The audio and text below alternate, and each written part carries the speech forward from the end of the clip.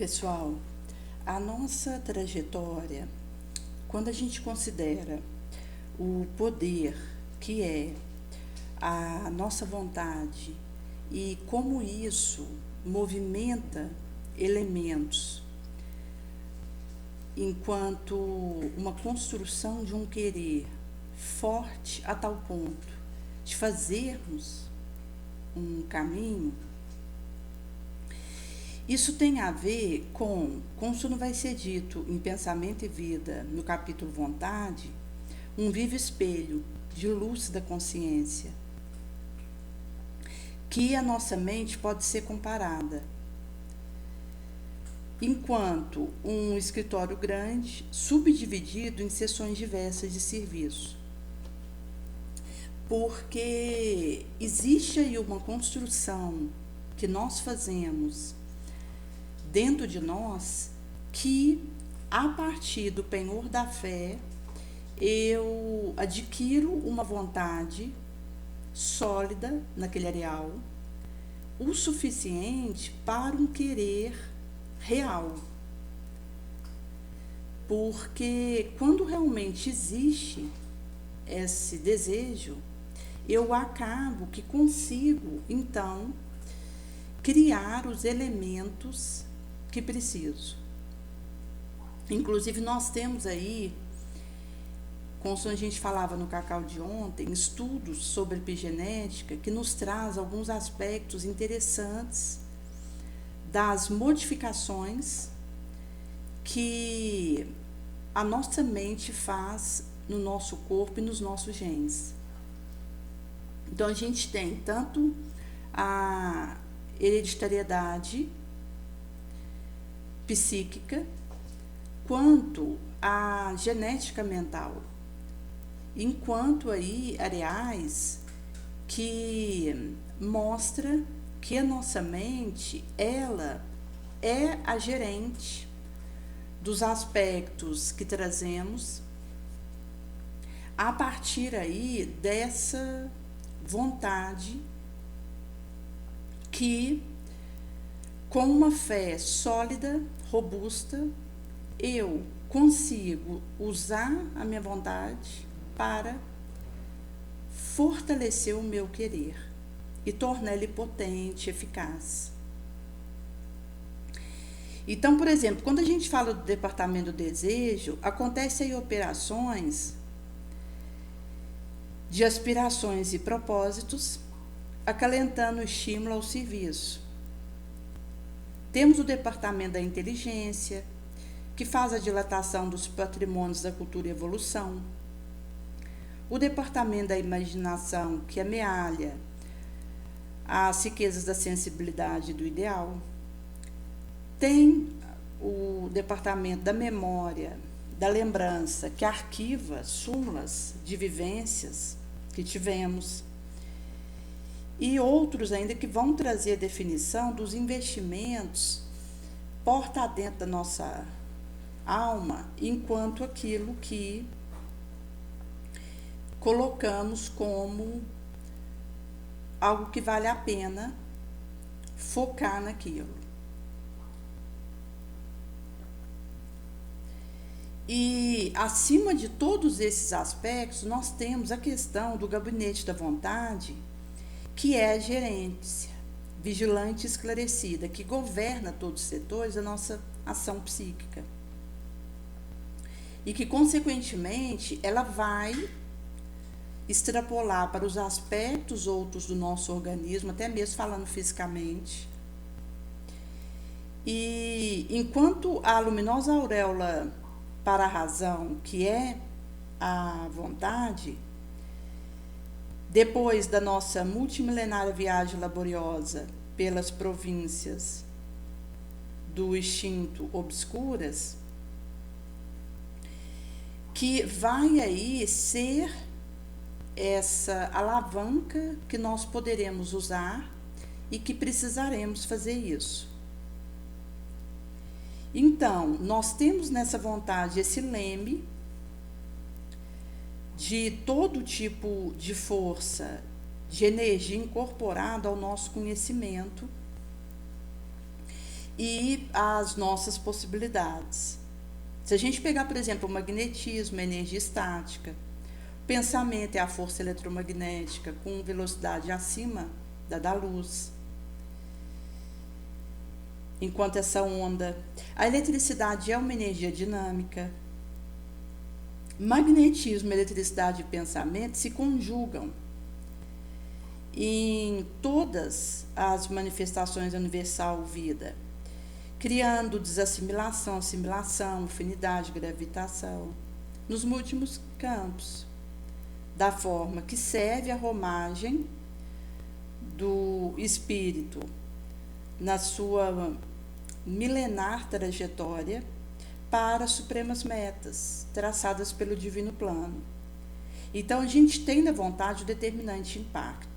É como um poderoso botão que decide a inércia da máquina ou o movimento. Inclusive, gente, a própria questão do movimento contínuo, porque quando eu estou com uma vontade forte, eu consigo continuar o meu movimento nobre, mesmo que vários aspectos tentem me fazer parar, estacionar. Mas eu dou continuidade àquela energia nobre. Então, se a gente pegar, por exemplo, a questão do cérebro, que é esse dínamo que produz mental energia, segundo a capacidade de reflexão que lhe é própria, enquanto aí esse órgão que está parte do encéfalo, na vontade a gente tem o controle que vai dirigir o nosso cérebro nesse rumo. E com isso vai acontecer que estabelece causas que comandam os problemas da sorte do destino. Visto que esse botão da vontade, o acionamento dele vai fazer o controle de que para rumo eu vou, enquanto aí o meu psíquico, que vai ter o sistema nervoso como forma de expressão. E nesse sentido, se nós considerarmos que a vontade não esteja presente em nós, nós vamos comprar ao engano séculos aflitivos de reparação e sofrimento. Nossa inteligência poderá se aprisionar na criminalidade enxóvica e a nossa imaginação irá gerar monstros perigosos na sombra. E se a gente pegar a memória, não obstante sua fidelidade, a sua função de registradora, consono-destinação, assinalada a ela pela natureza, poderá cair em relaxamento deplorável. Então, se nós considerarmos, por exemplo, a questão da ausência de uma vontade sadia, eficaz, nós acabaremos que invertemos os valores e começamos a lutar por coisas que nos fazem mal, que são transitórias, e deixamos de ir em busca daquilo que realmente nos ajudaria, que é eterno. E, em sendo assim, nós também acabaremos usando o nosso conhecimento, o nosso raciocínio, a nossa inteligência para fins escusos, porque eu posso ser muito inteligente, mas ter uma moralidade aquém. E a moralidade, ela não caminha junto com a inteligência. Então, acontece que nós desenvolvemos muito a inteligência e, nesse sentido, não fizemos acompanhar pela nossa moralização. Por isso que, se o indivíduo ele não tiver cuidado com o seu processo de reforma moral, ele acaba usando a inteligência que tem para o mal. Porque Se eu tenho uma moral nobre, eu posso até não ter muito conhecimento, mas eu consigo fazer o bem e avançar por uma vontade sadia. Mas se eu tenho uma moral conspurcada, eu posso até ter muito conhecimento e estudo, mas isso vai ser usado para algo negativo. E a minha vontade estará adoecida. Nesse sentido que nós também acabaremos nesse desatelo de imaginação, ilusão, fantasia de monstros sombrios, e a nossa memória acaba relaxando deploravelmente. E é curioso, gente, porque mesmo quando a gente tem um esforço nobre, nós estamos sujeitos a ter lapsos de memória, a esquecermos, às vezes, de questões básicas, e trazendo aí como nós temos que ter cuidado com a nossa vontade para ela se manter limpa, nobre, porque caso essa vontade adoeça, a nossa memória vai acabar que entra numa inércia, num relaxamento que pode ser irreversível para a nossa vilegiatura. Igual nós estávamos hoje indo em alguns bairros para fazer a distribuição de alguns pães, e quando nós estávamos voltando, que depois eu passei no supermercado e houvera descido do carro para poder fazer as compras, no que eu volto, eu tinha posto algumas coisas no porta-mala do carro, daí eu tinha colocado a chave ali para poder abrir o porta-mala, coloquei os itens, e no que eu fechei, eu deixei a chave ali na fechadura do porta-mala, e quando eu fui abrir a parte de frente do carro, eu achei que tinha perdido a chave. Ou seja, eu tinha acabado de entrar em contato com a chave no porta-mala, e no instante seguinte, eu não associei que aquela chave estava ali no porta-mala. Aí eu entrei novamente no supermercado, passei pelos setores no qual eu tinha passado, fui no caixa, acaba que já tinha uma fila ali, pedi licença, tinha um senhor guardando os itens dele, olhei ali debaixo das sacolas que estava a chave, e esse senhor inclusive falou para mim, será que você não deixou no carro? E quando eu volto para o carro, que vou olhar no porta-mala, vejo que a chave estava ali, aquele molho. E traz assim, uma situação cotidiana que mostra como a nossa memória, a nossa lembrança tem já uma tendência de falhar em detalhes do mundo material mesmo. Como um outro caso em que uma senhora que tinha ido conosco, ela, para poder fazer a entrega ali de alguns utensílios, deixou o celular no porta-mala do carro que a gente estava nele, no porta-luva, que é a parte de frente. Porta-mala é o que eu tinha guardado outros itens e deixar a chave lá, achei que tinha perdido no supermercado.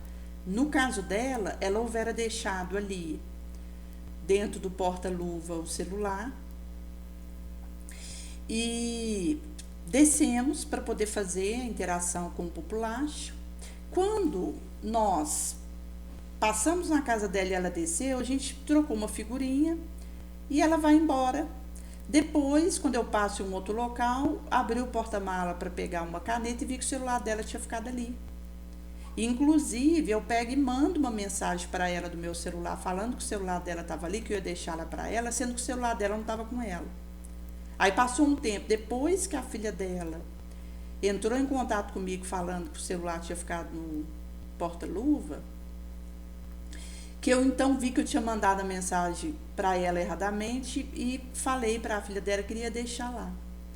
Então, são detalhes que mostram que se nós não colocarmos a nossa vontade para uma ação nobre, até mesmo a nossa memória vai falhar em pontos que isso não poderia acontecer, porque aqui nós estamos dando exemplo de coisa corriqueira, que não tem maior significação, que é algo da vida material, de deixar num local e depois você passa no local que você esteja, depois você vê que estava em outro lugar, de deixar um celular e depois você entra em contato e entrega. Mas existem lembranças que dizem respeito à nossa espiritualidade, à nossa moral. Que para a felicidade de nós mesmos, nós precisaremos não esquecer. Cônsono vai ser dito na coleção A Vida no Mundo Espiritual, em que André Luiz traz essa questão das nossas lembranças essenciais, que se eu não dou prioridade para isso, eu vou esquecer de coisas que vão me fazer falta no momento que eu precisar delas, enquanto para vencer a mim mesma. E para a extensão da ação nobre que esteja realizando. Por isso que, quando a gente fala, por exemplo, de uma vontade sadia, diz respeito a uma memória usada corretamente e que vai nos atender de forma presta para que nós não tenhamos falhas perigosas e comprometedoras moralmente e possamos ter a nossa memória a serviço do elevado. E aqui então Emmanuel, ele continua dizendo que só a vontade é forte suficientemente para sustentar a harmonia do nosso espírito. Porque então, em meio aos diversos desafios que nós trazemos, até quando a gente considera a fraqueza do nosso organismo, que está sujeito a uma série de alterações, que estamos aí um dia bem fisicamente, outro dia com uma dor em alguma região do corpo, com algum incômodo, com algum exame que precisa ser feito, com alguma acusação de uma alteração que precisa ser tratada. E nesse sentido, se nós considerarmos que organicamente falando já é esse ioiô, essa flutuação nesse ambiente aí que fica levediço, imagina se nós considerarmos a questão espiritual, de onde promana realmente o comando que podemos fazer em relação ao nosso organismo. Porque é onde está a nossa essência, é de onde promana os investimentos que levaremos conosco e que por isso são os visados pelos obsessores. Então, se nós não tivermos uma movimentação forte e robusta da vontade, nós não conseguimos sustentar nosso equilíbrio, a nossa harmonia psíquica, espiritual. Se a gente considerar, por exemplo, a questão de conexão entre semelhantes, onde acontece reflexão psíquica, a verdade é que a vontade não conseguiria impedir isso de acontecer, porque nós temos aí uma lei inderrogável da sintonia, mas uma vontade robustecida, erigida na fé, pode impor o jugo da disciplina sobre os elementais que administra, de modo a mantê-los coesos na corrente bonosa. Então, mesmo que eu não possa impedir tanta questão da psíquica reflexão, do psíquico espelho, quando a gente considera a questão de conexão entre os indivíduos encarnados e desencarnados, porque a gente tem essa inderrogável lei da sintonia, das afinidades, que manda estarem se conectando e intercambiando indivíduos que estejam com pensamentos semelhantes e ideias afins, até mesmo quando a gente considera a questão daquilo que eu estou movimentando na minha mente, seja uma imagem, enquanto considerando o imagético, seja a questão de uma ideia. Então, essa inderrogabilidade, ela traz que aqueles que estão em patamares semelhantes se interconectam e se ligam. fazendo intercambiações que podem ser negativas ou positivas, de acordo com aquilo que eu cultivo. Mas essa vontade feliz, ela vai impor o jugo disciplinatório sobre os elementos que administra e comanda. Porque eu consigo, mesmo em meio aos mar bravio, manter os elementos que trago coesos na bonosa corrente. Por isso, gente, que quando nós consideramos a questão da vitória sobre nós mesmos, que vai nos permitindo essa questão do burilamento moral, porque vencer o outro é fácil. Isso não é a vitória verdadeira. A vitória verdadeira é aquela que eu realizo sobre mim mesma. E, inclusive, a questão da intrepidez e da coragem que me mantém harmonizada diante do embate que for. Porque eu posso me vitimizar diante da luta, considerar-me inapta, me dar por destruída, ou eu posso, de forma intrépida, intimorata e corajosa, conseguir continuar no bom labor, nessa coesão bonosa que me permite dar seguimento àquilo que me propus com Jesus. Inclusive, Paulo vai trazer isso para nós, que em tudo podemos ser esfacelados, mas não nos damos por destruídos, por vencidos, porque essa vontade está motorizada, em funcionamento, robusta, eficaz, e com isso a gente pode continuar o nosso propósito elevado, espargindo bênçãos por onde passamos. E é curioso, porque como hoje, o dia que nós tivemos em contato com o povo Olé, onde a gente foi até eles, como nós somos fortalecidos no serviço nobre. A gente vai para ajudar alguém, a gente sai ajudado.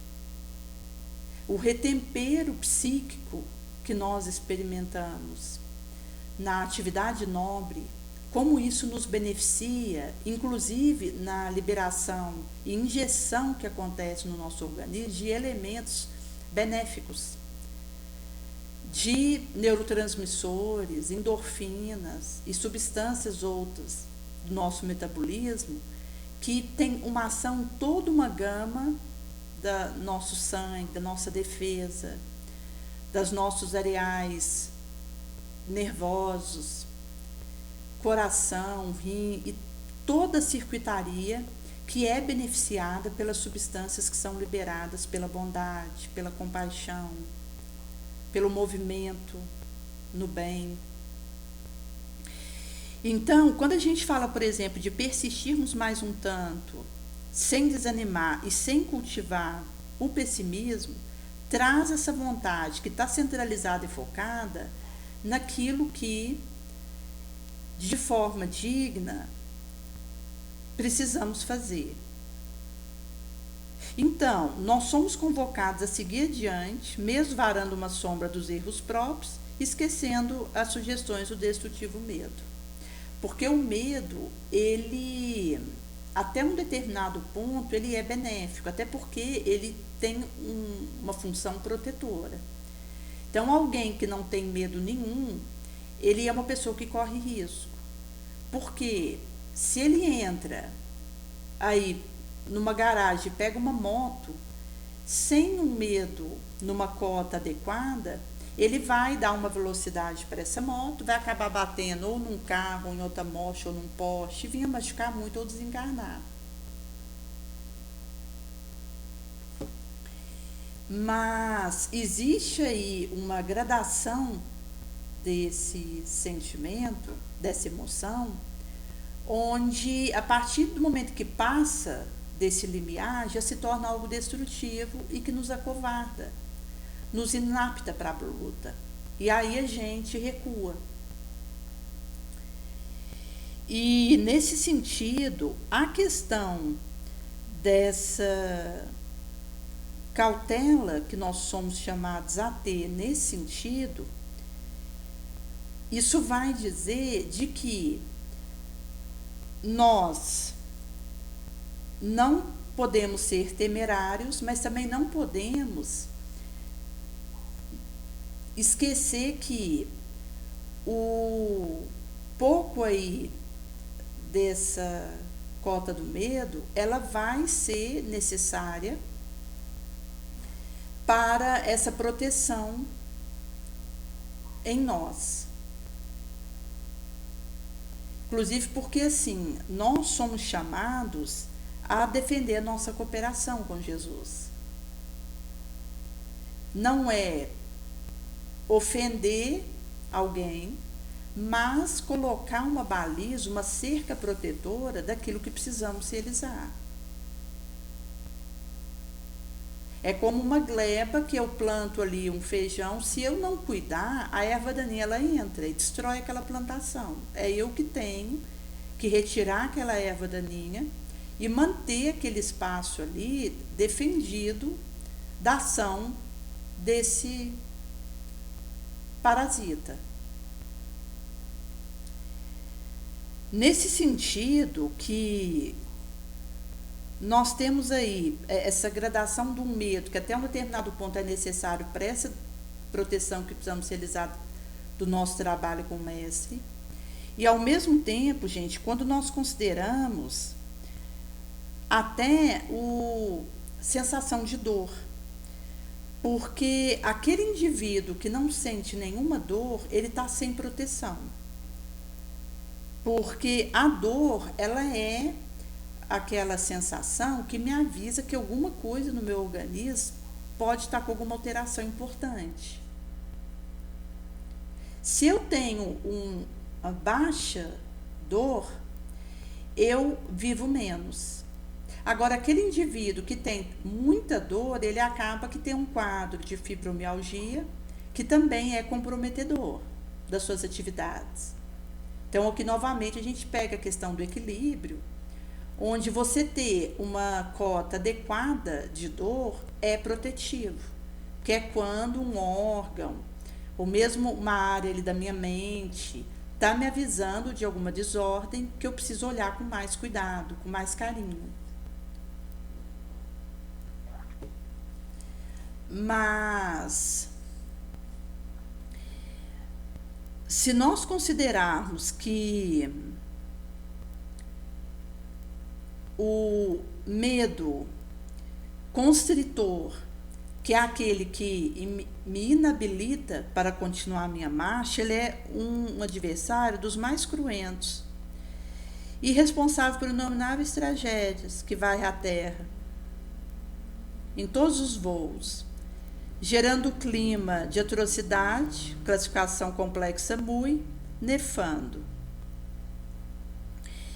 E sob esse comando desse medo, que acaba que é uma covardia da alma, que é o oposto da coragem, da intrepidez. Então, quando o indivíduo ele está aí sobre a palavra final do medo, ele vai se atirar à venenosa dissipação, entregando-se a aniquilamento paulatino, do qual se liberta dificilmente. E, nesse sentido, a gente tem aí jovens em toda parte que têm aí os miasmas medosos, intoxicando eles e, de surpresa, os enlouquecendo. Quando a gente considera, por exemplo, no orbe que nós estagiamos, nós temos aí conquista superior do pensamento, expressão larga de comunicação em franco debate, costumes em liberdade, tecnológica realização preciosa. Mas, mesmo em meio a isso, os ideais de enobrecimento falecem e as linhas da razão sóbria naufraga. Quando nós temos o dominante medo, cujas tenases esteja atuando em todo o campo de areal. A espetacular fuga ao dever e o sexual dessegramento são falsas portas, pelas quais vão enveredar as comunidades odiernas, que estejam transformadas em manicômios de proporções largas, permitindo-se periódicos encontros, mas maciços, para sentir uns aos outros, e ao impacto da selvagem música, como de entorpecente de todo porte, esquecer, sonhar, fazer embalamento de desejo e aspiração, que não logram aí sentirem-se satisfeitos. Então, a questão desse medo adoecido, ele vai trazer essa fuga espetacular daquilo que me competiria fazer. E quando eu faço essa evasão, eu acabo que substituo por isso os prazeres mundanos de facilidades. Então, é tanto medo de, enfrentando as dificuldades da vida, solvê-los,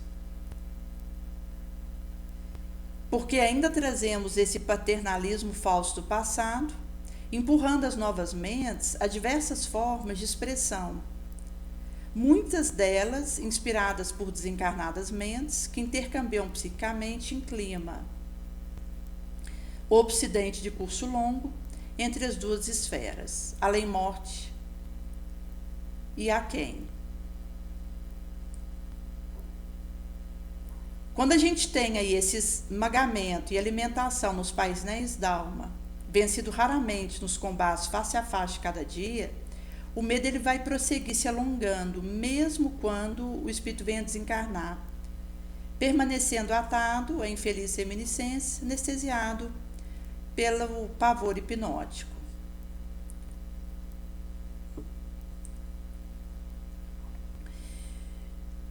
Dizimando em faixas largas da humana experiência, o medo não tem recebido o investimento necessário quanto às suas raízes, que estão cravadas nos íntimos excessos dos demais, bem como não tem merecida apreciação justa para o seu combate com os recursos hábeis, capazes de destruir e vencer.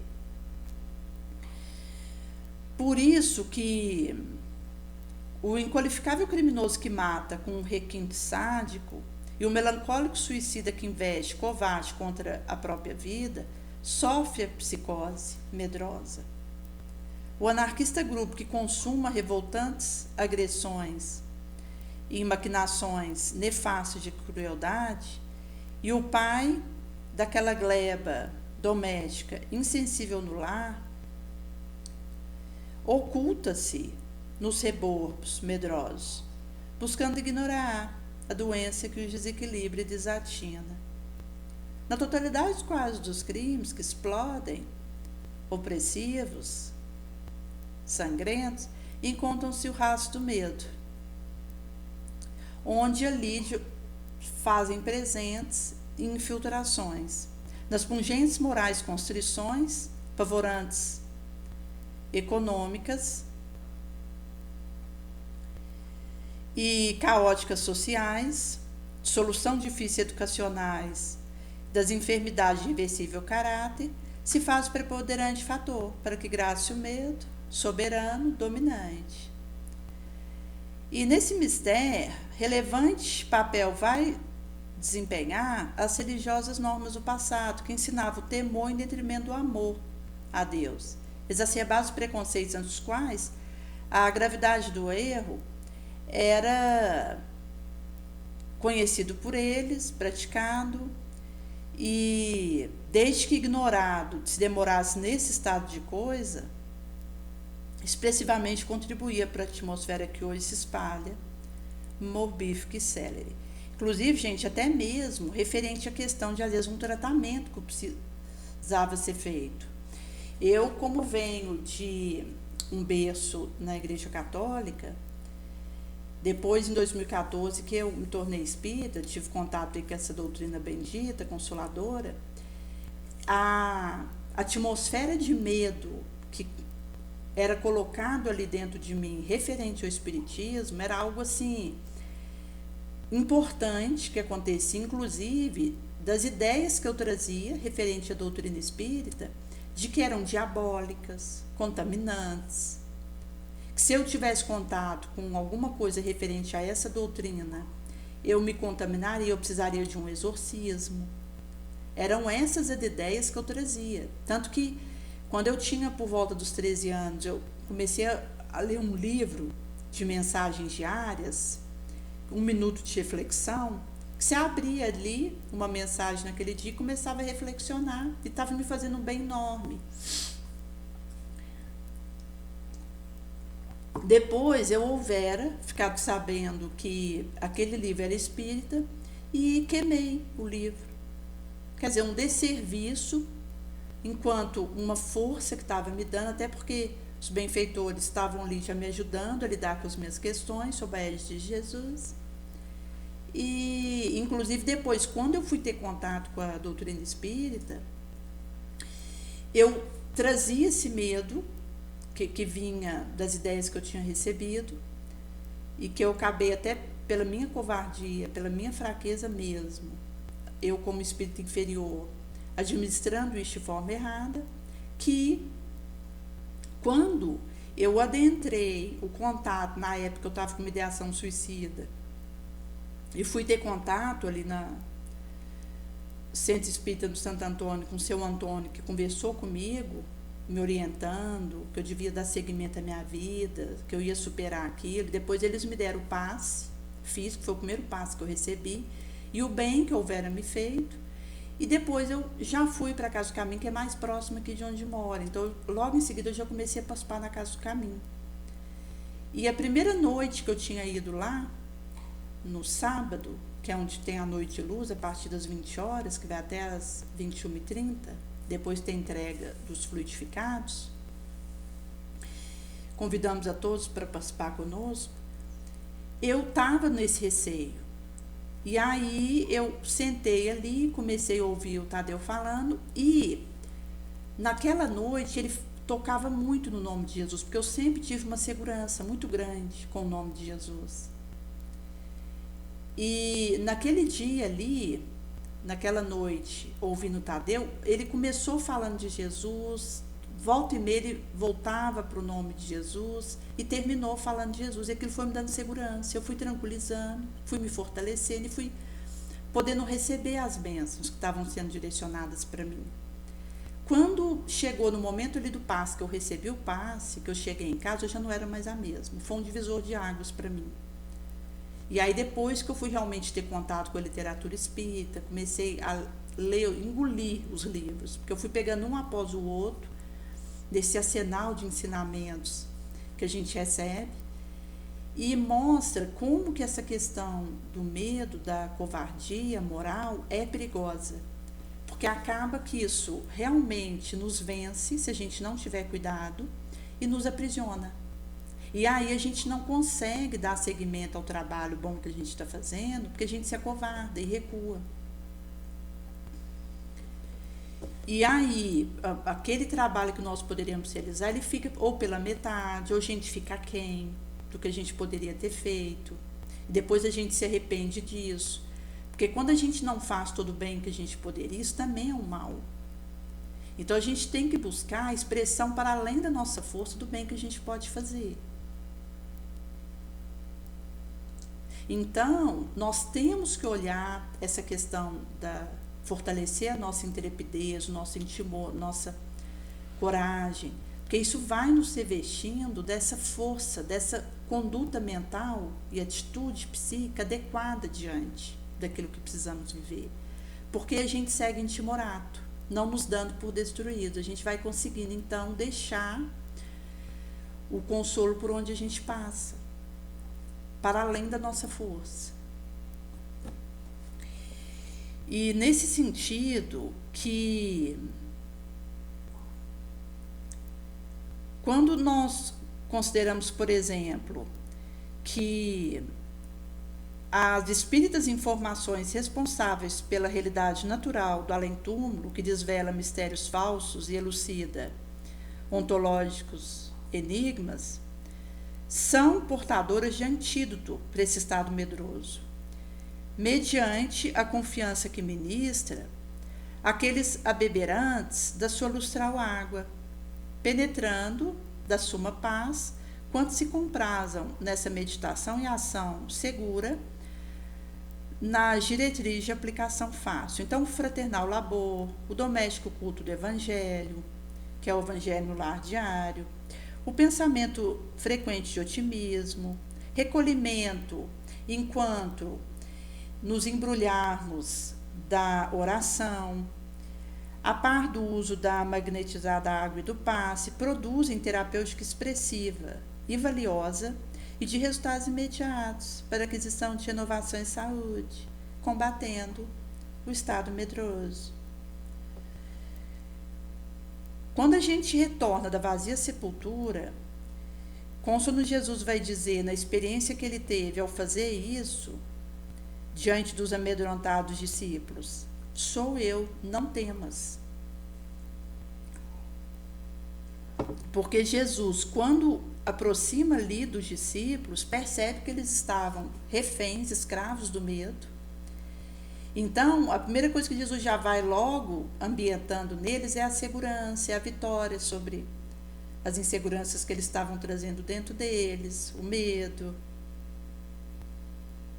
Todo o evangelho é viva lição de tranquilidade sadia, de otimismo elevado.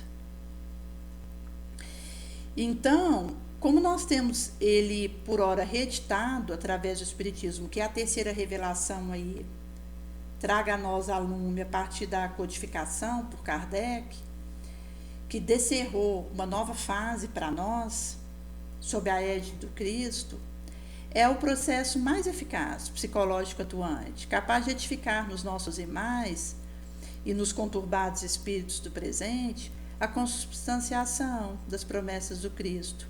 Eu vos entrego a minha paz, eu ficarei com vocês até os confins. Vinde a mim os oprimidos e cansados, tende ânimo bom, eu venci o mundo. Nesse sentido, que quando a gente reflete sem receio, a gente constrói avançando com o amor, a fim de que o amor nos responda sementeira de luz, esperança, com a floração da alegria e da paz, a benefício da coletividade. Cônsono vai trazer Mateus, capítulo 28, não temais. Ide avisar meus irmãos que se dirigem a Galiléia, e lá eles hão de ver a mim. Jesus. A resignação e a calma auridas na maneira de considerar a terrestre vida e da confiança no porvir dão para o espírito uma serenidade, uma paz, um equilíbrio, que é o preservativo melhor contra o suicídio e a loucura. Traga aí por Kardec. Porque quando a gente tem essa maneira de enxergar a nossa trajetória aqui, isso traz resiliência, resignação, mansuetude. E essa fé, essa confiança no porvir, gente, nos dá esse preservativo contra o suicídio, o desequilíbrio, a loucura, os adoecimentos mentais de todo porte, que é essa serenidade que a gente passa a beber. Isso também vai fortalecendo o nosso bom senso, a nossa humildade. Então, a gente vai conseguindo ter aí essa felicidade, essa paz que nada abala. Cônsono traz aí Joana de Anjos em Florações Evangélicas. Por isso que avancemos, ainda que por entre lacrimosos, constantemente trabalhemos, edificando. Não concitamos que o desencanto gélido nos entorpeça. Diante da dificuldade, não nos impressionemos. Não nos aflijamos com o que seja, nem com a luz da verdade. Convencendo-nos de que a espiritual vitória é construção, gole a gole.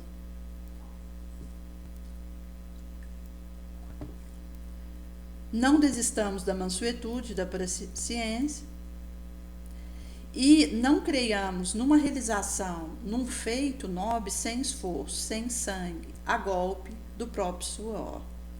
Para a injúria silenciemos, o mal esqueçamos, as ofensas perdoamos. E recordemos que tantos quantos nos agridam estão enfermos. Sem permitirmos que os desequilibrados irmãos nos destruam o trabalho, ou nos apague a esperança, a fé. Que é essa questão de defendermos a nossa cooperação nessa boa gleba. O dever que a consciência nos impõe, bem baratemos isso, cuidemos para não menosprezar, e se algum trecho do caminho houvermos nos enganado, reajustemos a visão própria e procuremos o certo rumo. Sem contarmos fracassos ou vantagens, seguimos estudando, buscando aprender, conhecer. Não nos voltemos contra quem quer que seja, distribuamos o perdão, 70 vezes 7. Não dramatizemos problemas ou provações, porque aí a gente se vitimiza, se acovarda e o medo vence. Agora, se eu tomo a rédea do meu destino, da minha roda sansara, eu sigo em meio à dificuldade que for. Conservemos o hábito de rezar para que isso se nos faça luz na íntima vida. Nos resguardando em Deus, teremos aí esse aconchego num ninho de perseverança no trabalho que Ele nos houvera confiado, sempre amando, fazemos pelo outro o melhor que possamos, auxiliando na ação encetada, servindo desapegadamente, e assim nós vamos encontrando essa vitória sobre nós e esses frutos que a gente vai conseguindo então distribuir. Doces, bons, consta no parágrafo Emmanuel. Isso vai então realizando uma vitalização do nosso ser e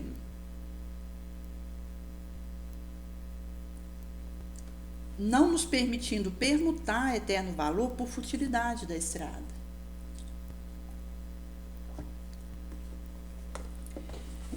Porque a trajetória ela é cheia de enganos, de mentiras, de quinquilharia. É eu que tenho que ir fazendo esse discernimento, essa sabedoria de separar o joio do trigo, aquilo que é futilidade daquilo que é importante. Até porque, gente, se a gente não souber separar aquilo que é fútil, quimérico, daquilo que é essencial, focado, nós não conseguimos dar conta do serviço. Porque a gente acaba parando em lances mais difíceis da estrada, dando uma importância que não tem para as nossas questões, no capítulo de sofrimentos, e aí o serviço fica inacabado. Porque nós estamos numa condição aqui enquanto encarnado que nós estamos sujeitos à dor, à decepção, à prostração. Se eu me anteponho a isso, com essa vontade, e me coloco mais forte sobre essas situações, eu dou conta de continuar. Agora, se eu me vitimizo, paro nas minhas dificuldades, na minha dor, nos riscos do caminho, eu não continuo. Agora, por outro lado, se eu tenho essa vontade forte, eu continuo me mantendo coesa no bem. E nesse sentido, é possível a gente dar o próximo passo, porque a gente não se desintegra. A vontade, ela tem esse pendor de nos manter coesos, harmonizados nos elementos nobres. Então, mesmo que haja as situações dificultosas, a gente continua fazendo esse movimento via essa coesão. Porque, caso contrário, a gente termina por desintegrado, esmagado e destroçado. Que só faz realimentar o ciclo do medo, da nossa aparente incapacidade, onde a gente se rende a essas sugestões e aí a gente não continua o labor.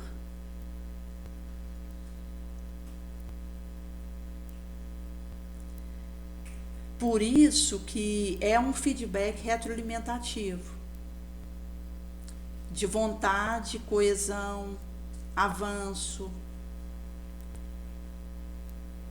onde a gente então vai fazendo essa movimentação sem parar e vai acontecendo que a gente vai ficando mais fortalecido, que a gente vai ficando curado. Mesmo que não seja aquela cura que eu desejava ou aquela mudança que eu esperava, mas a gente vai se tornando melhor, porque a nossa moral vai se fortalecendo, vai se limpando.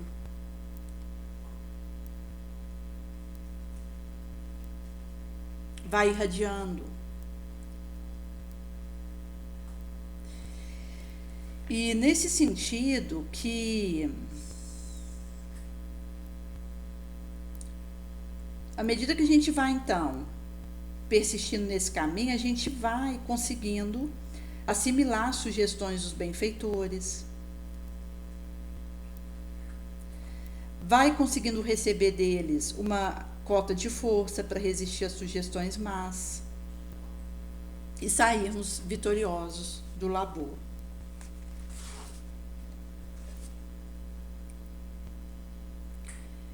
Por isso que,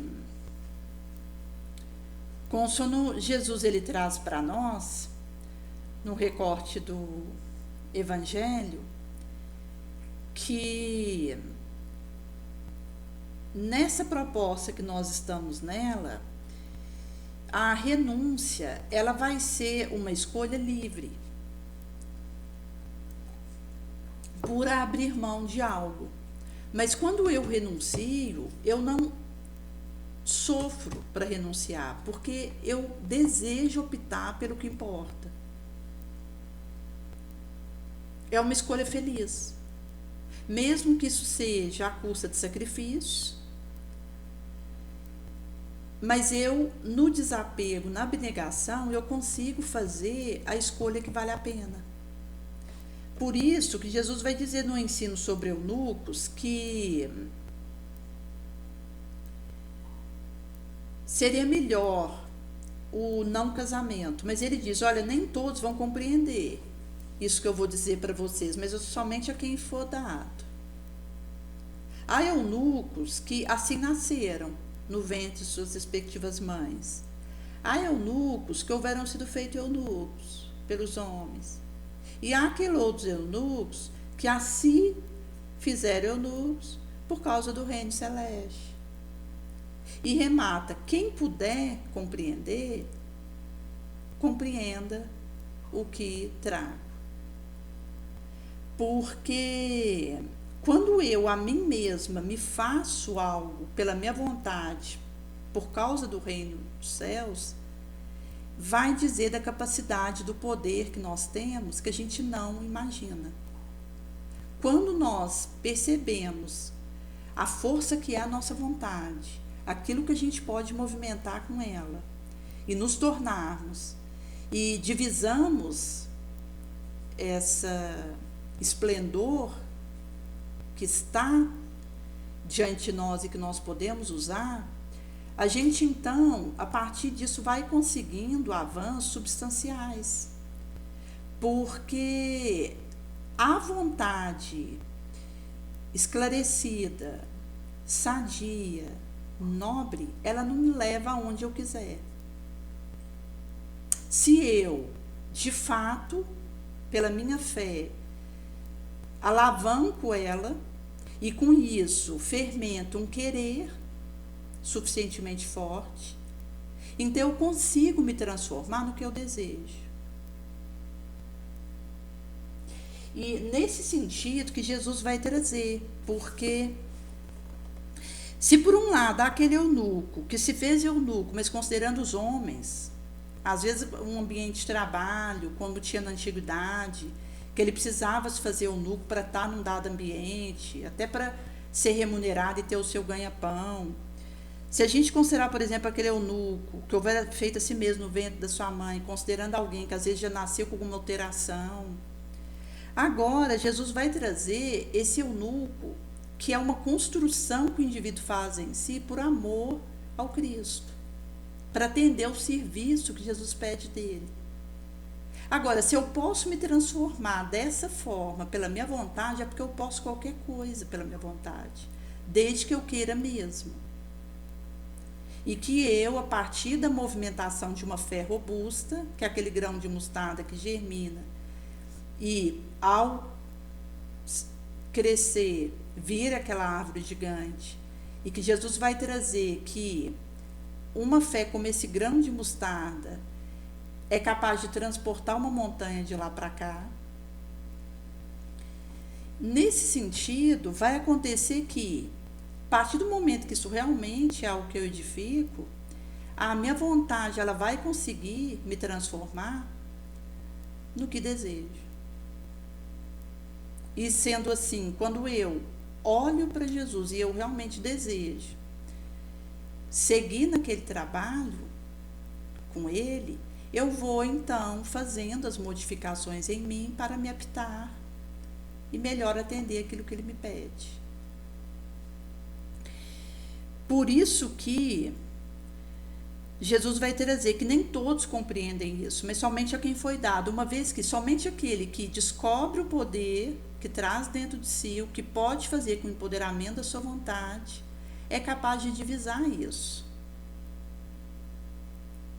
Porque então a gente vence os nossos medos doentios, as nossas limitações quiméricas.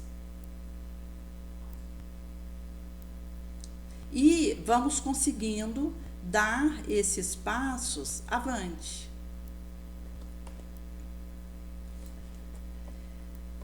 Nesse sentido que a proposta traga para nós, ela é essa coragem que desata um glorioso futuro. Então a gente vai passando a ter um passado com Jesus, um presente com ele e um futuro com ele. E vamos também passando a adentrar um futuro e, ao mesmo tempo, entrarmos num ritmo aceleratório novo. Porque a gente vai usando diferente o tempo. Porque a gente já não vai se distrair. A gente vai conseguindo produzir mais em menos tempo.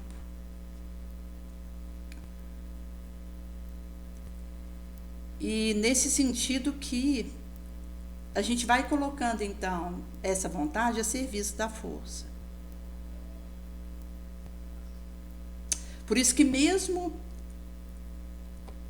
nessa cota infinitesimal, a gente usa ela para realizar o que precisa. E por isso que o caminho que nós estamos trilhando, ele é esse areal. Onde a gente vai, então, se afezendo a simplicidade e conseguindo perceber nos pequenos gestos as lembranças mais puras.